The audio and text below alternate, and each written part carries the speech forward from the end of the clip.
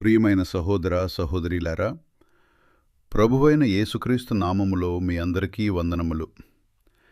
ఈరోజు మనం మన జీవితాన్ని పరిశీలించుకోవలసిన ఒక గంభీరమైన ప్రశ్న. నీవు శ్రమదినాలు పాటించే క్రైస్తవుడివా, లేక దేవుని కోసం శ్రమపడే క్రైస్తవుడివా? చాలామంది ఉపవాసాలు ఉంటారు, ప్రార్థనలు చేస్తారు, చర్చికి వెళ్తారు, కానీ వారి జీవితం మారడం లేదు. మత్తయి 15:8 ఈ ప్రజలు నోటి మాటలతో నన్ను ఘనపరుచుచున్నారు గాని వారి హృదయం నాకంటే దూరమయ్యున్నది. సహోదరా, దేవుడు నీ మాటలు కాదు, నీ హృదయం చూస్తున్నాడు. 2. శ్రమదినాలు పాటించే క్రైస్తవుడు. శ్రమదినాలు పాటించడం అంటే ఏమిటి? ఉపవాసం, ప్రార్థన, ప్రత్యేక దినాలు, ఆచారాలు. ఇవి తప్పు కాదు, కానీ ఇవే మొత్తం కాదు. కొలస్సీయులకు 2:16 ఎవరూ మీను ఆహారములో గాని పండుగలలో గాని న్యాయస్థాపింపవద్దు, ఇవి నీడలు మాత్రమే. అసలు జీవితం క్రీస్తులో ఉంది. సమస్య 1, బాహ్య భక్తి. యెషయా 29:13 వారి హృదయం దూరంగా ఉంది, బయట భక్తి, లోపల ఖాళీ. సమస్య 2, గర్వం. లూకా 18:12 నేను ఉపవాసం ఉంటాను, దేవుడు అంగీకరించలేదు. సమస్య 3, అలవాటు భక్తి, అలవాటు ఆచారం, ఖాళీ.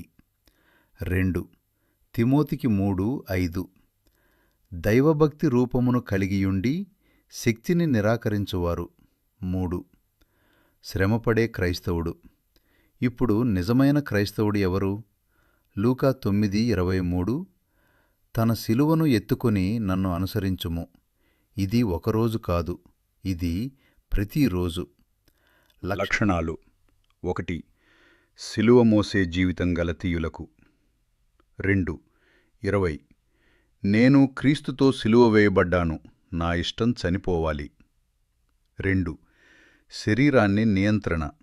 1 కొరింథీయులకు 9:27 నా శరీరాన్ని అదుపులో ఉంచుచున్నాను. 3 బాధను భరించడం. 2 తిమోతికి 3:12 హింస అనుభవిస్తారు. 4 పాపంతో పోరాటం. హెబ్రీలకు 12:4 రక్తం వరకు పోరాడాలి. 5 దేవునితో నడక. మీకా 6:8 దేవునితో వినయంగా నడుచుము. 4 ఇలస్ట్రేషన్. ఒక ఉదాహరణ చూద్దాం. ఒక వ్యక్తి ప్రతి శుక్రవారం ఉపవాసం ఉంటాడు, కానీ అతని జీవితంలో కోపం, అహంకారం, పాపం. మరో వ్యక్తి ఉపవాసం చేయకపోవచ్చు, కానీ అతను దేవునితో నడుస్తాడు, పాపాన్ని విడిచిపెడతాడు. దేవుడు ఎవరిని అంగీకరిస్తాడు?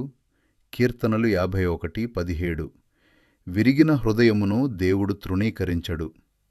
5 దేవుని నిజమైన కోరిక. యెషయా 58:6 బంధనాలను విప్పుటే నిజమైన ఉపవాసము.